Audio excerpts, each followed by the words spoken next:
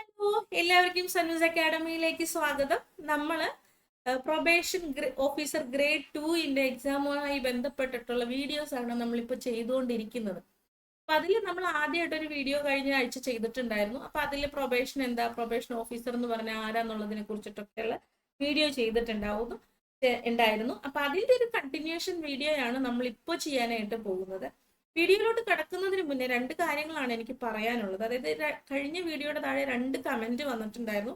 അതിന് ഞാൻ ആൻസർ പറഞ്ഞിട്ടില്ല. അതിന്റെ ആൻസർ ഞാൻ ഈ വീഡിയോയിൽ പറയാണ്. അപ്പൊ ഒന്നാമത്തെ ചോദ്യം, ഈ പ്രൊബേഷൻ ഓഫീസർ ഗ്രേഡ് 2 സിലബസ് പ്രകാരമുള്ള എല്ലാ ടോപ്പിക്കും നമ്മൾ കവർ ചെയ്യും എന്നുള്ളതാണ്. അത് പ്രാക്ടിക്കലി ഇത്ര ഡിഫിക്കൽട്ട് ആയിട്ടുള്ള ഒരു കാര്യമാണ്. നമ്മൾ ചെയ്യാൻ ഉദ്ദേശിക്കുന്നത് ഏറ്റവും ഇമ്പോർട്ടന്റ് ആയിട്ടുള്ള കുറച്ച് ടോപ്പിക്സ്, ഇതുപോലെ നിയമങ്ങള് അല്ലെങ്കിൽ ഇമ്പോർട്ടന്റ് ആയിട്ടുള്ള എപ്പോഴും ചോദ്യങ്ങൾ വരുന്ന കുറച്ച് ഭാഗങ്ങൾ, ടോപ്പിക്സ്, അങ്ങനെയുള്ള കാര്യങ്ങൾ ചെയ്യാനാണ് നമ്മൾ ഉദ്ദേശിക്കുന്നത്. അതുപോലെ തന്നെ പ്രീവിയസ് ആയിട്ടുള്ള ക്വസ്റ്റ്യൻ പേപ്പറിന്റെ ഒരു ഡിസ്കഷൻ ഉദ്ദേശിക്കുന്നുണ്ട്. ഇത്രയൊക്കെയാണ് നമ്മൾ വീഡിയോസിലൂടെ ചെയ്യുന്നുള്ളൂ. അപ്പൊ അതിൽ എല്ലാ സിലബസും കവർ ചെയ്യുമെന്ന് ചോദിച്ചു കഴിഞ്ഞാൽ അങ്ങനെ ഒരു ഉറപ്പ് ഞാൻ ആർക്കും തരില്ല. ഓക്കെ, അപ്പൊ അതാണ് അതിനെക്കുറിച്ച് എനിക്ക് പറയാനുള്ളത്. നമുക്കത് ചെയ്യാൻ ബുദ്ധിമുട്ടുള്ളതുകൊണ്ട് കേട്ടോ. ചിലപ്പോൾ അത് ചെയ്ത് തീർക്കാൻ പറ്റിയില്ലെങ്കിലും, ഞാൻ നിങ്ങൾക്ക് ഉറപ്പ് തന്നിട്ട് എനിക്കത് ചെയ്യാൻ പറ്റിയില്ലെങ്കിലും അതൊരു ബുദ്ധിമുട്ടാകും അവസാനം. ഓക്കെ, അപ്പം രണ്ടാമത്തെ ചോദ്യം എന്ന് പറഞ്ഞാൽ എത്രത്തോളം വേക്കൻസീസ് ഉണ്ടെന്നുള്ളതാണ്. അപ്പം ഇതിന്റെ നോട്ടിഫിക്കേഷൻ എടുത്ത് നോക്കിക്കഴിഞ്ഞാൽ നമ്പർ ഓഫ് വേക്കൻസിയുടെ നേരെ കൊടുത്തിരിക്കുന്നത് ആന്റിസിപ്പേറ്റഡ് വേക്കൻസീസ് മാത്രമാണ്. നമ്പേഴ്സ് ഒന്നും തന്നെ കൊടുത്തിട്ടില്ല. അപ്പൊ അങ്ങനെ ഞാൻ നോക്കുമ്പോൾ എന്ന് വെച്ചിട്ടുണ്ടെങ്കിൽ, ഞാൻ അതിന്റെ പ്രീവിയസ് ആയിട്ടുള്ള ഒരു റാങ്ക് ലിസ്റ്റ് എടുത്ത് നോക്കുമ്പോൾ അതിൽ 9 അഡ്വൈസ് ആണ് പോയിരിക്കുന്നത്. അതിന്റെ അഡ്വൈസ് പോയിരിക്കുന്നത് 9 പേർക്കാണ്. 9 പേര് സർവീസിൽ കയറിയിട്ടുണ്ടോ എനിക്കറിയില്ല, കാരണം ആരെങ്കിലും ജോലി വേണ്ടാന്ന് വെച്ചിട്ടുണ്ടോ എന്ന് അറിയില്ല. ഓക്കെ, അപ്പൊ 9 അഡ്വൈസ് ആണ് പോയിരിക്കുന്നത്. അപ്പൊ ഈ വർഷവും നമ്മൾക്ക് ഈ ലിസ്റ്റ് വരുമ്പോഴും അത്രയും പേർക്ക് ഒരു ജോലി കിട്ടുമെന്ന് നമ്മൾക്ക് പ്രതീക്ഷിക്കാം. അപ്പോൾ ഇത് പറയുമ്പോൾ അതിൽ പറയുന്ന ഒരു കാര്യം വെച്ചിട്ടുണ്ടെങ്കിൽ, ഒരുപാട് പേരോട് ഞാൻ ഇതിനെ കുറിച്ച് സംസാരിക്കുമ്പോൾ പലരും പറയുന്ന ഒരു കാര്യമാണ്, ആകെ 7 വേക്കൻസി അല്ലേ ഉള്ളൂ, ഞാൻ ഇനി അതിനു വേണ്ടി കഷ്ടപ്പെട്ട് പഠിച്ചിട്ട് കാശും കൊടുത്തു, കുറേ കാശും കൊടുത്തു, ഞാനത് പഠിക്കാനിരുന്നിട്ട് കിട്ടിയില്ലെങ്കിൽ എന്തിനാ വെറുതെ എന്ന് പറയുന്ന ഒരുപാട് ആളുകളുണ്ട്.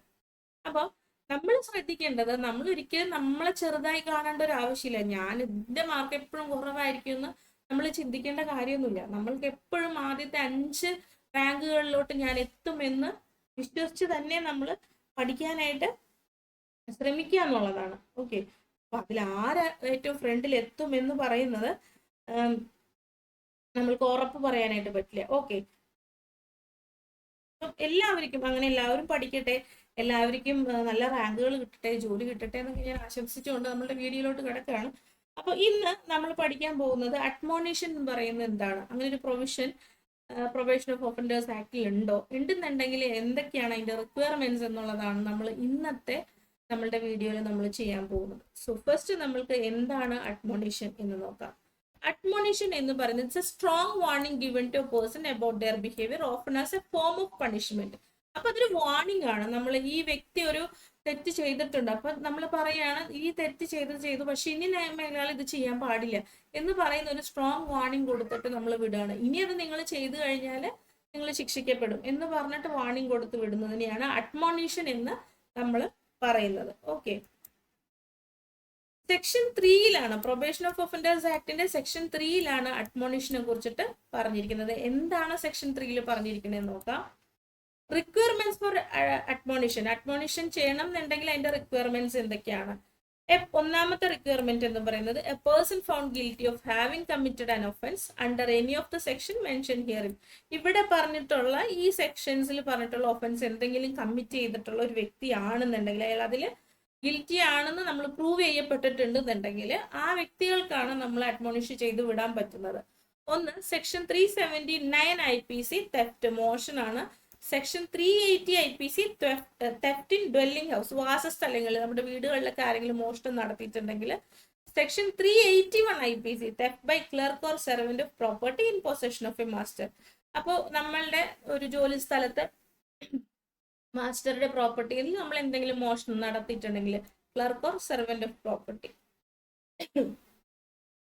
Section 404 IPC dishonest misappropriation of property possessed by deceased person at the time of death. അപ്പോൾ ഒരാൾ മരിക്കുന്ന സമയത്ത് അദ്ദേഹത്തിന്റെ പ്രോപ്പർട്ടി മിസ്അപ്രോപ്രിയേറ്റ് ചെയ്തിട്ടുണ്ടെങ്കിൽ.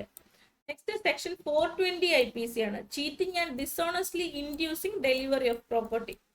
ഓക്കെ, ഇപ്പം ഇതിൽ എന്താ പഠിച്ചിട്ടുണ്ടെങ്കിൽ തട്ടിപ്പ് കേസുകളെ കുറിച്ചിട്ടാണ് സെക്ഷൻ 420 പറയുന്നത്. അതായത് എൻ്റെ കയ്യിൽ എന്തുണ്ട്, എൻ്റെ കയ്യിലൊരു കാറുണ്ട്, എനിക്കത് വിൽക്കണം. അപ്പൊ എൻ്റെ ഒരു ഫ്രണ്ട് എന്നോട് പറയുകയാണ്, എടി ഞാനത് മേടിച്ചോളാം, ഞാനത് മേടിച്ചോളാം, പക്ഷെ എൻ്റെ കയ്യിൽ ഇപ്പൊ ഇത്രയും പൈസയൊന്നുമില്ല. ഒരു കാര്യം ചെയ്ത് ഈ കാർ എൻ്റെ പേരിൽ എഴുതി തന്നേര്, ഞാൻ പിന്നെ എപ്പോഴെങ്കിലും പൈസ ഉള്ളപ്പോൾ നിനക്ക് 1 വർഷത്തിനുള്ളിൽ ഞാൻ പൈസ തരാം, അല്ലെങ്കിൽ ഒരു 3 മാസത്തിനുള്ളിൽ ഞാൻ നിനക്ക് പൈസ തരാം എന്ന് പറയാണ്. പക്ഷെ ഈ വ്യക്തി പിന്നെ എന്ത് ചെയ്യുന്നില്ല, നമ്മൾക്ക് പൈസ തരുന്നില്ല, ആൾ ആ പ്രോപ്പർട്ടി എടുത്തുകൊണ്ട് പോയി. ഇതിന് തട്ടിപ്പ് കേസുകൾ, അതിനെയാണ് നമ്മൾ സെക്ഷൻ 420 പറയുന്നത്. അപ്പൊ ആ കേസ് ആയിരിക്കാം. പിന്നെ ഇവിടെ വേറൊരു കാര്യം കൂടെ പറയുന്നുണ്ട്, any offence punishable with imprisonment for not more than 2 years. 2 വർഷത്തിൽ കുറഞ്ഞ ശിക്ഷയുള്ള ഏതെങ്കിലും ഒഫൻസ്, 2 വർഷത്തിൽ കുറഞ്ഞ ശിക്ഷയുള്ള ഒഫൻസ് വിത്ത് ഫൈൻ ആയിരിക്കാം, അല്ലെങ്കിൽ വിത്ത് ബോത്ത് ആയിരിക്കാം. ഫൈൻ ആയിരിക്കാം, അല്ലെങ്കിൽ ഫൈനും പണിഷ്മെന്റും കൂടെ കിട്ടുന്നതായിരിക്കും, ഇംപ്രിസൺമെന്റും കൂടെ കിട്ടുന്നതായിരിക്കാം. Okay, under Indian penal code ആയിരിക്കാം, അല്ലെങ്കിൽ മറ്റേതെങ്കിലും ഇന്ത്യയിൽ നിലവിലുള്ള ഏതെങ്കിലും നിയമപ്രകാരം 2 വർഷത്തിൽ കുറഞ്ഞ ശിക്ഷ ലഭിക്കുന്ന ഒരു ഒഫൻസ് ചെയ്യുന്ന ഒരു വ്യക്തി, അത് ഫൈനോട് കൂടി ആയിരിക്കാം, അല്ലെങ്കിൽ ഫൈനും ഇംപ്രിസൺമെന്റും കൂടി ആയിരിക്കാം. ഓക്കെ, അപ്പൊ ഇങ്ങനെയുള്ള കേസുകളിലൊക്കെയാണ് എന്ത് സംഭവിക്കുന്നത്, നമ്മൾക്ക് ഒരു വ്യക്തിനെ അഡ്മോണിഷ് ചെയ്ത് പറഞ്ഞു വിടാൻ പറ്റുന്നത്. അപ്പൊ ഈ ഒഫൻസ് ചെയ്യുന്ന എല്ലാവരെയും നമുക്ക് പറഞ്ഞു വിടാൻ പറ്റില്ല. അത് വീണ്ടും കുറച്ച് റിക്വയർമെന്റ്സിനെ കുറിച്ചിട്ട് പറയുന്നുണ്ട്. അത് എന്തൊക്കെയാണെന്ന് നമുക്ക് നോക്കാം. ഒന്ന്, രണ്ടാമത്തത്, no previous conviction is proved against him. ഈ വ്യക്തിനെ ഇതിനു മുന്നേ ഈ പറയുന്ന ഒഫൻസ് ചെയ്തത് പ്രൂവ് ചെയ്യപ്പെട്ടിട്ടുള്ള ഒരാളായിരിക്കരുത് ആള്. ഓക്കെ, ഞാൻ പറഞ്ഞു തരുന്നത് സിമ്പിൾ ആയിട്ട് പറഞ്ഞു തന്നിട്ടുണ്ടെങ്കിൽ, ഈ വ്യക്തി ഇതിനു മുന്നേ അങ്ങനെ ഒരു ശിക്ഷ കിട്ടിയിട്ടുള്ള ആളായിരിക്കരുത്, ഇതിനു മുന്നേ അങ്ങനെ ഒരു ഒഫൻസ് ചെയ്തൊരു വ്യക്തി ആയിരിക്കരുത്. അങ്ങനെയുള്ള ആൾക്കാണ് നമ്മൾ അഡ്മോണിഷൻ ചെയ്യുക. ആദ്യമായിട്ട് ഈ ഒഫൻസ് ചെയ്യുന്ന ഒരു വ്യക്തി, ആദ്യമായിട്ടാണ് ഈ കുറ്റകൃത്യം ചെയ്യുന്നത് എന്നുള്ള വ്യക്തിയാണ് നമ്മൾക്ക് അഡ്മോണിഷ് ചെയ്യാൻ പറ്റുള്ളൂ. 3, 4, 5, 6 തവണയൊക്കെ ചെയ്ത ഒരു വ്യക്തിനെ, മോഷണം ചെയ്ത് പിടിച്ച ഒരു വ്യക്തിനെ നമ്മൾക്ക് എന്ത് ചെയ്യാൻ പറ്റില്ല, അഡ്മോണിഷ് ചെയ്ത് വിടാനായിട്ട് പറ്റില്ല. Court by which the person is found guilty is of opinion that. അപ്പൊ എന്താണ്, ഈ കോടതി ശിക്ഷിച്ച ആ കോടതിക്ക് തോന്നുകയാണ്, അദ്ദേഹത്തിന്റെ ഒപ്പീനിയൻ പ്രകാരം, having regard to the circumstances of the case including the nature of the offence and the character of the offend, it is expedient to release him after due admonition. എന്താ, നമ്മള് ഈ പറയുന്ന കോടതിക്ക് തോന്നുകയാണ്, ഇതിന്റെ സർക്കംസ്റ്റാൻസസ് ഓഫ് ദ കേസ് എന്ന് പറയുന്നത്, അതിന്റെ ഇൻക്ലൂഡിങ് നേച്ചർ ഓഫ് ഒഫൻസ്, എന്ത് ഒഫൻസ് ആണ് ചെയ്തിരിക്കുന്നത് എന്നുള്ളതും, അതുപോലെ തന്നെ ക്യാരക്ടർ ഓഫ് ദ ഒഫൻഡറും നോക്കിയിട്ടാണ് അവർക്ക് തോന്നുകയാണ് ഈ വ്യക്തിനെ അഡ്മോണിഷ് ചെയ്ത് വിടാം, ഇനി വാർണിംഗ് കൊടുത്തിട്ട് വിടാം എന്നാണെങ്കിൽ കോടതിക്ക് അത് ചെയ്യാം. അപ്പൊ എന്തൊക്കെയാ നമ്മൾ പറഞ്ഞത്, കുറെ ഒഫൻസുകൾ പറഞ്ഞു, അതിൽ ഏതെങ്കിലും ഒരു ഒഫൻസ് ആയിരിക്കണം, അല്ലെങ്കിൽ 2 വർഷത്തിൽ കുറയാത്ത ശിക്ഷയും ഫൈനുമുള്ള ആള്, അദ്ദേഹം ആദ്യമായിട്ടാണ് ഈ കുറ്റകൃത്യം ചെയ്യുന്നതെങ്കിൽ, അതുപോലെ തന്നെ കോടതിക്ക് അതിന്റെ സർക്കംസ്റ്റാൻസസ് നോക്കിയിട്ട് ഫീൽ ചെയ്യണം. എന്താണ് ഇപ്പൊ നേച്ചർ ഓഫ് ഒഫൻസ്, ഇപ്പൊ ഒരാള് ഒരു വീട്ടിൽ വന്നിട്ട് എന്തെങ്കിലും മോഷ്ടിച്ചു, ഒരു വ്യക്തി വന്ന് മോഷ്ടിച്ചു, അങ്ങനെ ഇയാളെ പിടിച്ചു കഴിഞ്ഞപ്പോഴാണ് മനസ്സിലാകുന്നത് കുറെ ദിവസമായിട്ട് പട്ടിണിയാണ്, ഭക്ഷണം എന്തെങ്കിലും മോഷ്ടിച്ചു, അപ്പം എന്താണ് ഇത് വിറ്റിട്ട് എന്തെങ്കിലും ഭക്ഷണം കഴിക്കാന്ന് വിചാരിച്ചിട്ടായിരിക്കും. അപ്പോ അങ്ങനെ ഇയാൾ ഭക്ഷണം കഴിച്ചിട്ട് കുറെ നാളായി, ഇയാൾക്ക് ഫാമിലി ഇല്ല, ആരും സപ്പോർട്ട് ഇല്ലാത്ത ഒരാളാണ് എന്ന് മനസ്സിലാക്കുന്നു.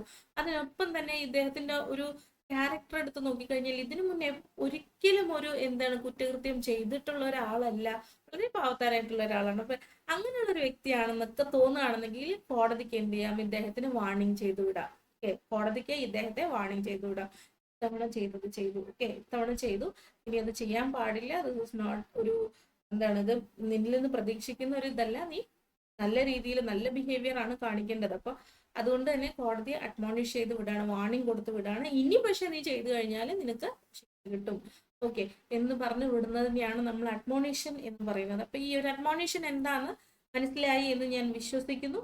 അപ്പൊ എല്ലാവർക്കും താങ്ക് യു. എല്ലാവരും നമ്മളുടെ ഈ വീഡിയോയില് ലൈക്ക് ചെയ്യണം, കമന്റ് ചെയ്യണം, ഷെയർ ചെയ്യണം കേട്ടോ. ഇതുപോലെ പഠിക്കുന്ന ആളുകൾ ഉണ്ടെങ്കിൽ തീർച്ചയായിട്ടും അത് ഷെയർ ചെയ്യുക, സബ്സ്ക്രൈബ് ചെയ്യാനായിട്ട് ശ്രമിക്കുക. Okay, thank you so much for watching my video.